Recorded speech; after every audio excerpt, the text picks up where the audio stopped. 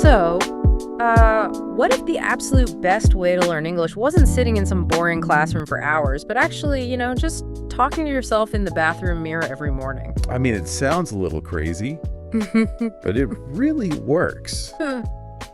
Today, we're doing a deep dive into a source called Daily English 365 Essential Daily Routines. Yeah, and our mission today is to help you, the listener, learn and practice really simple English sentences for your daily life. Exactly. And because we know many of you listening are complete beginners, we're going to speak a bit more slowly today. Right. And very clearly. We want to repeat key phrases so you can easily follow along. Absolutely. Okay, let's unpack this. Every day naturally begins with a morning routine, right? Which gives us this perfect logical sequence to build our very first English verbs. The absolute first step of any day to get started is simple. I wake up at 6 o'clock. Right.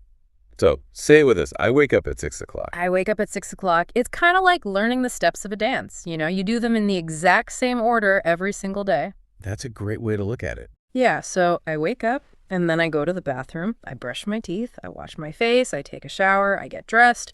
And then, I eat breakfast every morning. Let me say those again, a bit slower. Please do. I brush my teeth, I wash my face, I take a shower, I get dressed, I eat breakfast every morning. So what does this all mean for building our English memory? Well, what's fascinating here is that physically linking these English words to the actual actions you do every morning, it literally locks the vocabulary into your brain.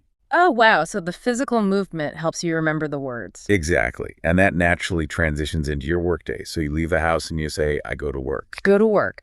And then I work from 9 to 5. Let's repeat those slowly for everyone. I go to work. I work from 9 to 5. I work from 9 to 5, so we've covered the morning and the active workday. But after working from 9 to 5, the day starts winding down, right? It does. Midday, I eat lunch, typically at noon, and then later I go home. I go home. And here's where it gets really interesting. Once you get home, the language starts shifting from solitary tasks, things you do alone, to shared experiences. Right, exactly. Like, I have dinner with my family. Let's say that one nice and slow. I have dinner with my family. So tell me, why is practicing these specific daily moments so powerful? Well, if we connect this to the bigger picture, it's about the golden rule from our source material. Practicing these sentences for just 10 minutes a day makes a massive difference in learning. Really? Just 10 minutes? Just 10 minutes. Small, consistent, daily habits beat, studying for hours once a week. That makes a lot of sense. So after dinner, you might say, I watch TV. Or I read a book. I watch TV, I read a book. And then the day wraps up. I go to bed at 10 o'clock. Yeah. Let's establish that final one.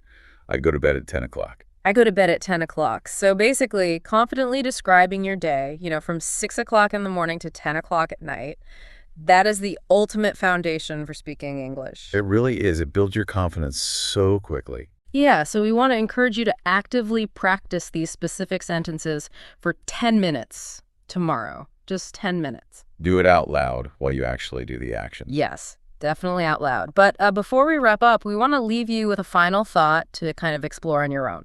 Okay. So you now know how to describe your strict daily schedule. But what happens when the weekend arrives? How will your new English vocabulary adapt to a day with absolutely no routine?